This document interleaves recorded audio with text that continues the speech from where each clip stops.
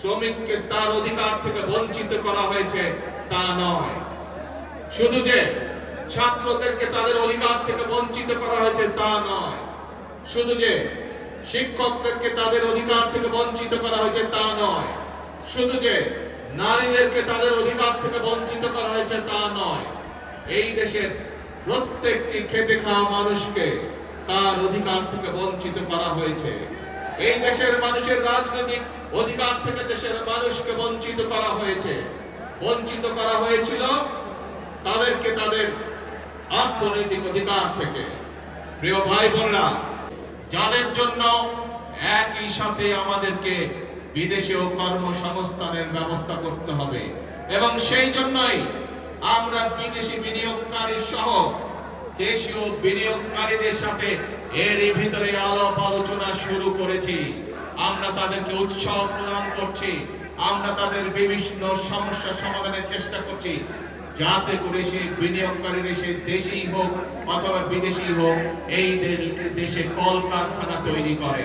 কারণ আমরা জানি এই দেশে কলকারখানা তৈরি হলে এই দেশের শ্রমিকরা কর্মসংস্থানের সুযোগ হবে তাদের। আমরা জানি শ্রমিকরা যদি ভালো থাকে তাহলে বাংলাদেশ ভালো থাকবে। আমরা জানি কৃষকরা যদি ভালো থাকে তাহলে এই বাংলাদেশ ভালো থাকবে। অর্থাৎ সাধারণ খেটে খাওয়া মানুষ যখন ভালো থাকবে তখনই এই দেশ বাংলাদেশ ভালো থাকবে। এবং সেই জন্যই প্রিয় ভাই বোনেরা, আপনারা দেখেছেন, আমরা জানি, আমরা বিষয়টি সম্পর্কে ওয়াকিফাল আছি। এইখানে রাস্তা, ঢাকা শহরের বিভিন্ন রাস্তায় আপনারা দেখেছেন হকার ভাইরা ছিল, কিন্তু যানজট সহ সাধারণ মানুষের চলাফেরার অসুবিধার জন্য আমরা হকার ভাইদেরকে সরিয়ে দিয়েছি। কিন্তু আমরা এটাও বুঝি তারাও মানুষ, তাদেরও পরিবার আছে, তাদেরকেও চলতে হবে, খেয়ে পড়ে তাদেরকেও বাঁচতে হবে। সেজন্যই আমি সংশ্লিষ্ট কর্তৃপক্ষকে সাথে সাথে নির্দেশনা দিয়েছি যে হকার উচ্ছেদ করলে শুধু হবে না, এই মানুষগুলো যাতে খেয়ে পড়ে বাঁচতে পারে, কর্মসংস্থান মানে ব্যবসা করতে পারে, তারও ব্যবস্থা করতে হবে। সেজন্যই আজকে আমাদেরকে চোখ কান সব খোলা রাখতে হবে। যারা দেশকে বিতর্কিত পর্যায়ে নিতে চায়, যারা দেশে অরাজকতা সৃষ্টি করতে চায়, এরকম যদি কেউ থাকে তাহলে শ্রমিক ভাই সহ প্রতিটি দেশের প্রতিটি বাংলাদেশি প্রতিটি মানুষের কাছে আমার আহ্বান থাকবে, আপনাদেরকে সজাগ হতে হবে, আপনাদেরকে সতর্ক হতে হবে, আপনাদেরকে জেগে উঠতে হবে, আপনাদেরকে তাদের ষড়যন্ত্র প্রতিহত করতে হবে, জবাব দিতে হবে। যেভাবে আমরা স্বৈরাচারকে 17 বছর ধরে জবাব দিয়েছিলাম। প্রিয় ভাই বোনেরা, কথা একটাই, কাজ একটাই, সেটি হচ্ছে দেশ গড়া। এবং সেই জন্যই শ্রমিকরা কেউ কারখানায় কাজ করে, কেউ ইমারত নির্মাণ করে, কেউ জুট মিলে কাজ করে, কেউ পোশাক শিল্পে কাজ করে। আজ এই সকল শ্রমিক, কেউ হয়তো রেস্টুরেন্টে কাজ করে, কেউ হয়তো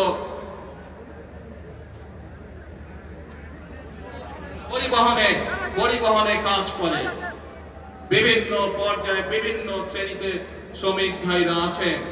আজ সেই শ্রমিক ভাই সকলের উদ্দেশ্যে আমি বলতে চাই, আপনারা যেমন বিভিন্ন সেক্টরে কাজ করেন, আপনাদের খাতায় আমি আমার নামটি লেখাতে চাই একজন শ্রমিক হিসাবে। কারণ আপনি যেরকম ইমারত শ্রমিক হিসাবে এই ইমারতটি গড়ে তুলছেন, এই দালানটি গড়ে তুলছেন, আপনি একজন পাট শ্রমিক হিসাবে পাট কলের উৎপাদন যেমন বৃদ্ধি করছেন, আপনি একজন পোশাক শিল্প শ্রমিক হিসাবে পোশাক শিল্পের উৎপাদন বৃদ্ধি করছেন, ঠিক একইভাবে আপনার খাতায় নাম লিখিয়ে আমিও দেশ গড়ার কাজে নিয়োজিত করতে চাই নিজেকে।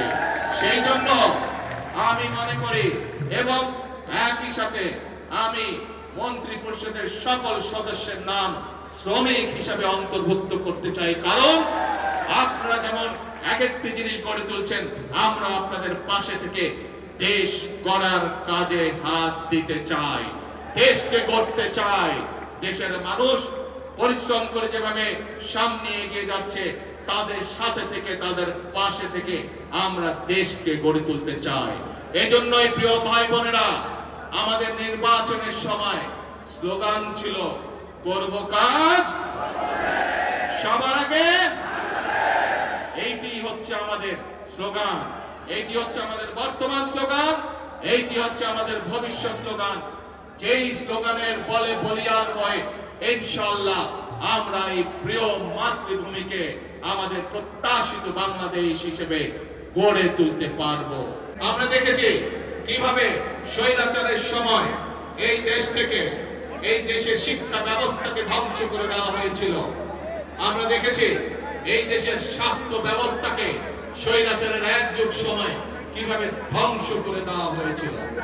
প্রিয় ভাই বোনেরা, যে কয়েকটি সেক্টরের কথা আপনাদের সামনে আমি তুলে ধরলাম, এই প্রত্যেকটি সেক্টরে হাজারো লক্ষ কোটি শ্রমিক কাজ করে এবং এভাবেই দেশের প্রত্যেকটি সেক্টরকে ধ্বংস করার মাধ্যমে বাংলাদেশের সকল শ্রেণীর মানুষকে আঘাত করা হয়েছিল। বাংলাদেশের শ্রমিকদের ভাগ্য নিয়ে ছিনিমিনি খেলা হয়েছিল সেই দিন। প্রিয় ভাই বোনেরা, 2024 সালের 5ই আগস্ট মানুষ সেই স্বৈরাচারকে দেশ থেকে বিতাড়িত করেছে। এখন শ্রমিক, শিক্ষক, ছাত্র, নারী, পুরুষ সকলে মিলে এখন হচ্ছে দেশ গড়ার পালা। প্রিয় ভাই বোনেরা, আমার সামনে একটি ব্যানার আছে, সেই ব্যানারের মধ্যে লেখা রয়েছে, বন্ধ কলকারখানা চালু করতে হবে। প্রিয় ভাই বোনেরা, বর্তমান সরকার বিএনপি সরকার, জনগণের ভোটে নির্বাচিত সরকার, এবং সেই জন্যই সরকার গঠিত হওয়ার পরে সাথে সাথেই আমি সংশ্লিষ্ট ব্যক্তিবর্গকে সাথে নিয়ে বসেছি এবং নির্দেশনা দিয়েছি। এবং আপনারা জানলে খুশি হবেন, এই সপ্তাহে গত 1 মাস আগে আমি নির্দেশনা দিয়েছি যে কিভাবে আমরা কত দ্রুত আমরা বন্ধ কলকারখানা কোনটি চালু করতে পারবো, যাতে আবার সেই সকল শ্রমিক যারা কর্মসংস্থান হারিয়ে বেকার হয়ে গিয়েছিল, সেই সকল শ্রমিকের কর্মের ব্যবস্থা আমরা করতে পারি। এই রাস্তার উপরে চেষ্টা করেছি আমাদের কথাগুলো জনগণের সামনে তুলে ধরতে, এবং আমরা সেই সময় দেখেছি কিভাবে সেই স্বৈরাচারী বাহিনী আমাদের নেতাকর্মীদের উপরে অত্যাচার করেছে, নির্যাতন করেছে, গুলিগোলাজ করেছে। কিভাবে আমাদের এই অফিস, এই পল্টন অফিসে তারা কিভাবে হামলা করেছিল, কিভাবে গুলিবর্ষণ করেছিল। আমাদের সেই আন্দোলনের সময় আমাদের বহু নেতাকর্মীকে এই প্রতিবেশীরা সেদিন বিভিন্ন ভাবে সহযোগিতা করে দিতেন, সাহায্য করেছে। আমাদের এই আন্দোলনের সময় যে সকল এখানে অত্যাচার নির্যাতন হয়েছিল, তার ফলে এই মানুষগুলো অনেক কষ্ট ভোগ করেছিলেন। আমি আজ এখানে বসবাসকারী যে সকল প্রতিবেশী আছেন, আমাদের বিভিন্ন দোকানপাট থেকে শুরু করে বিভিন্ন অ্যাপার্টমেন্টের যে সকল প্রতিবেশী আছেন, তাদেরকে আমি, আমাদের নেতাকর্মীদেরকে বিভিন্ন সময় সাহায্য সহযোগিতা করার জন্য আমি আন্তরিকভাবে দলের পক্ষ থেকে তাদেরকে আন্তরিকভাবে ধন্যবাদ জানাই। প্রিয় ভাই বোনেরা, আসুন শ্রমিক দিবসে আমাদের সেই হোক প্রতিজ্ঞা। কি প্রতিজ্ঞা মনে আছে? প্রথম বাংলাদেশ আমার, শেষ বাংলাদেশ। জীবন বাংলাদেশ আমার, মরণ বাংলাদেশ। আল্লাহ হাফেজ। বাংলাদেশ জিন্দাবাদ।